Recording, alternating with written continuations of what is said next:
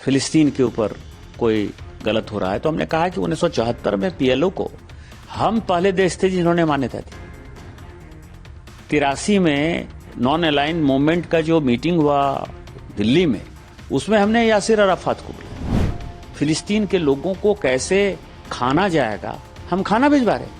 Covid में उनको हमने इंजेक्शन दिया, कुवैत को भी दिया तो उनको भी दिया। और प्रत्येक साल भारत सरकार अपने बजट में, इवन इस साल भी 39 मिलियन डॉलर जो है हमने रख रखा है जो फिलिस्तीन की सहायता देंगे। वो एक ऐसा राष्ट्र है इजराइल जो किसी की बात नहीं मान रहा है।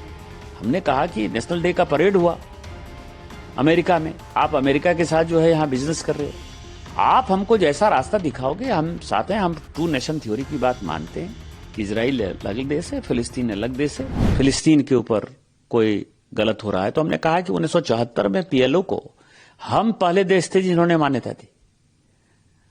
83 में नॉन अलाइन मूवमेंट का जो मीटिंग हुआ दिल्ली में, उसमें हमने यासिर अराफात को बुलाया। 88 में पहला हम देश थे जिसने कि फिलिस्तीन एक देश के तौर पर मान्यता दे दी।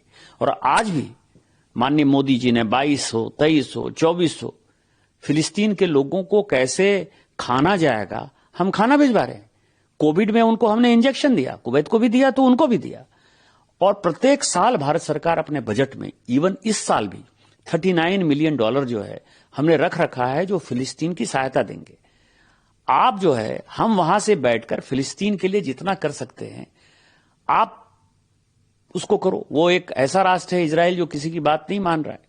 हमने कहा कि नेशनल डे का परेड हुआ अमेरिका में, आप अमेरिका के साथ जो है यहां बिजनेस कर रहे हो, आप हमको जैसा रास्ता दिखाओगे हम साथ हैं। हम टू नेशन थ्योरी की बात मानते हैं कि इजराइल अलग देश है, फिलिस्तीन अलग देश है, और कहीं भी हिंसा हो भारत उसके खिलाफ है। और ये बातें जब हमने कही तो यहां के लोगों ने उसकी अस्पष्टता को समझा, भारत सरकार में माननीय मोदी जी की स्थिति को समझा, और भारत सरकार जो अच्छा काम कर रही है उसको उन्होंने अप्रिशिएट किया। टेररिज्म के अगेंस्ट में फाइट की। कल दो बड़ी महत्वपूर्ण मीटिंग हुई। एक मीटिंग आपने देखा कि यहाँ के उप प्रधानमंत्री जी से हुआ, और दूसरी मीटिंग जो शाम में हमने दीवानिया एक कॉन्सेप्ट है कुवैत में, वो बहुत अच्छा जो है एम्बेसी ने उसको कोऑर्डिनेट किया था। उसमें जो लोग मौजूद थे वो कुवैत के प्रभावी लोग थे, जो उप प्रधानमंत्री रहे हैं, जो वित्त मंत्री रहे हैं, जो गृह मंत्री रहे हैं, जो विदेश मंत्री, या जो अखबारों के यहाँ हेड हैं। तो जो कुवैत का आम प्रभावी समाज है, जो कुवैत की दशा और दिशा निर्धारित करता है, उन लोगों के साथ जब बातचीत हुई तो आपने देखा, आप खुद मौजूद थे, हमने उन बातों को याद दिलाया कि जब 1990 में कुवैत पर संकट आया और कुवैत पर अटैक हुआ, तो पहली बार भारत ने, पहली बार आजादी के बाद पहली बार अमेरिकी विमान को रिफ्यूलिंग के लिए उस वक्त की गवर्नमेंट ने, चंद्रशेखर जी की गवर्नमेंट ने उसको अलाउ किया। जब यूएन में ये मसला आया कुवैत का, इराक के इन्वेजन का, जबकि इराक हमारा दोस्त था, सद्दाम हुसैन के साथ भी हमारी दोस्ती थी, लेकिन हमने एक बात कही मुंशी प्रेमचंद की कहानी का कि पंच परमेश्वर में जो उन्होंने कहा कि बिगाड़ के डर से ईमान की बात नहीं करोगे। तो हमने इराक का साथ नहीं दिया, हमने आपका साथ दिया क्योंकि ये इन्वेजन गलत था। और उन लोगों ने इन चीजों को एक्सेप्ट किया कि आज पाकिस्तान जिस तरह से आतंकवाद कर रहा है, उस आतंकवाद में आपके साथ उसके संबंध हो सकते हैं, लेकिन आप हमारा साथ दीजिए क्योंकि हम पिछले 78 साल 80 साल से परेशान हैं। और बाद में जब मीटिंग खत्म हुई तो सारे लोग मुझे मिले और कहा कि हम लोगों ने उसको खुलेआम कंडेम किया है और हम खुलकर आपके साथ हैं। दूसरा, आज ही आपने देखा कि माननीय प्रधानमंत्री जी जब आए थे तो उन्होंने इन बातों को जोर दिया था, और उनके कहने पर जो आज नेशनल लाइब्रेरी में हम लोग गए कि 250 साल से हमारे और कुवैत के जो है एक्टिव संबंध है। 1961 तक आपने देखा होगा कि भारत के करेंसी जो है यहां दिखाई दे रही थी।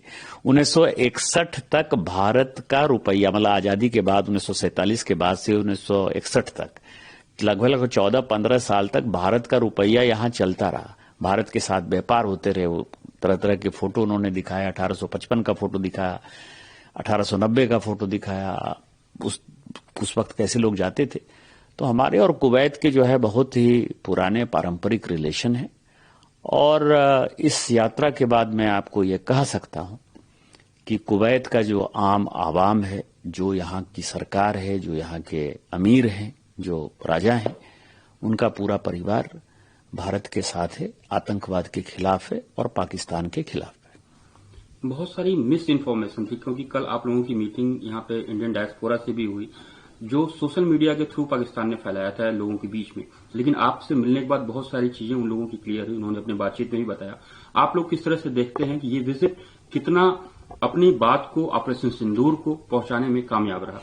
देखिए, दो चीजें जो महत्वपूर्ण है जो हमने बताई। एक तो हमारे यहां अल्पसंख्यकों की स्थिति, जिसको कि पाकिस्तान जोर शोर से फैला रहा था। हमने कहा कि भारत जब आजाद हुआ तो अल्पसंख्यक की आबादी हमारे यहां 8-9% थी, खासकर मुसलमानों की आबादी। आज मुसलमानों की आबादी तकरीबन 17-18% है, वो दुगुनी हुई है। और पाकिस्तान में जब 1947 में आजाद हुआ तो हिंदू या वहां के जो अल्पसंख्यक थे उनकी आबादी 13-14% थी, आज मुश्किल से 1% है। तो अल्पसंख्यक के साथ हम हैं या अल्पसंख्यक के साथ पाकिस्तान है, ये बातें हमने स्पष्टता के साथ की। दूसरा, इकोनॉमी में हमने कहा कि 47 में जहां से शुरू किया था हमने, हमारे इकोनॉमी और पाकिस्तान की इकोनॉमी एक ही थी। आज वो कहां मौजूद है? हम दुनिया की चौथी अर्थव्यवस्था है, वो हमारा 11 गुना पीछे है। तो आप समझिए, आतंकवाद या बदला लेने की भावना के कारण वो कहां है। कल आपने इंडियन कम्युनिटी से बातचीत में एक रुख गवर्नमेंट की तरफ से क्लियर किया कि अशोका ने पूरा वर्ल्ड जब जीत लिया तो बुद्ध धर्म अपनाया। क्या मैसेज आप क्या देना चाह रहे थे? हम भी यही कहना चाहते हैं कि 80 साल से हम आतंकवाद से परेशान हैं। पाकिस्तान अपनी आतंकी गतिविधि हमारे सारे अच्छाई करने के बाद भी, उसके साथ हम जब भी समझौता करने जाते हैं, जब भी अच्छा करना चाहते हैं, व्यापार करना चाहते हैं, वो आतंकवादी गतिविधि करता है, हमारे निरीह निहत्थे लोगों को मारता है। इस बार तो पहलगांव में उसने और भी गजब कर दिया कि हिंदू मुस्लिम के नाम पर हिंदुओं को मारा, उसने कलमा के नाम पर मारा। तो हमने कहा कि आतंकवाद वो कुत्ते की दुम है, कभी सीधा नहीं होगा उसका पूंछ। यदि नहीं होगा आतंकवादी गतिविधि, यदि वो बढ़ाते रहेगा या फिर से यदि वो करेगा, तो अब हमारी परिभाषा बदल गई है, जैसे अशोका ने किया कि भय भी न होए न प्रीत। जब उन्होंने पूरे अटक से कटक तक और कंधार तक जो है जब पूरी जीत ले ली, जब वो चक्रवर्ती सम्राट बन गए अशोक, हम बिहार के हैं, मौर्य शासन ने जब अपना स्थिति इतना मजबूत कर लिया और जब लगा कि अब कोई उनका विरोध नहीं है, तो उन्होंने बुद्ध अपना लिया। तो हम तो बुद्ध की धरती हैं, महात्मा गांधी की धरती हैं। पाकिस्तान के आतंकवाद को हम कुचल देंगे, खत्म कर देंगे, और आतंकवादी गतिविधि को करेगा तो नस्तनाबूद कर देंगे। पाकिस्तान ऑक्युपाइड कश्मीर भी लेंगे, करतारपुर साहब भी लेंगे, उसके टुकड़े टुकड़े भी करेंगे, या नहीं तो वो समझ जाए। हमने ये कहा कि हम युद्ध नहीं चाहते हैं, हम कभी आक्रमण नहीं करेंगे, लेकिन यदि वो आक्रमण करेंगे या हमारे निरीह लोगों को मारेंगे तो हम उसको समाप्त करके, आतंकवाद को समूल नष्ट करके फिर हम बुद्ध बन जाएंगे। एक हमारा क्वेश्चन लास्ट रहेगा, अगर आप कमेंट करना चाहें, it depends on you. Political बहुत सारी बातचीत हुई, जैसे ऑपरेशन सिंदूर लॉन्च किया गया, ऑपरेशन को डिसीजन लिया गया कब रोका जाए, कैसे किया जाए, कितने लेवल पे ले जाया जाए। लोगों में बहुत सारी चीजें, political parties, other political parties, आप समझ सकते हैं कि इंदिरा गांधी का नाम लिया गया और आयरन लेडी कहा गया। उस तारतम्य में बहुत सारे आपके पोस्ट भी आए थे, अगर आप उस पर कुछ कहना चाहेंगे तो। अगर मैं दौरे पर हूं और अभी सभी पार्टी, हम लोग यहां भारत का पक्ष रखने के लिए आए हैं। भारत के अंदर क्या हो रहा है उसकी बात न मुझे बोलनी चाहिए, न मैं बोल रहा हूं।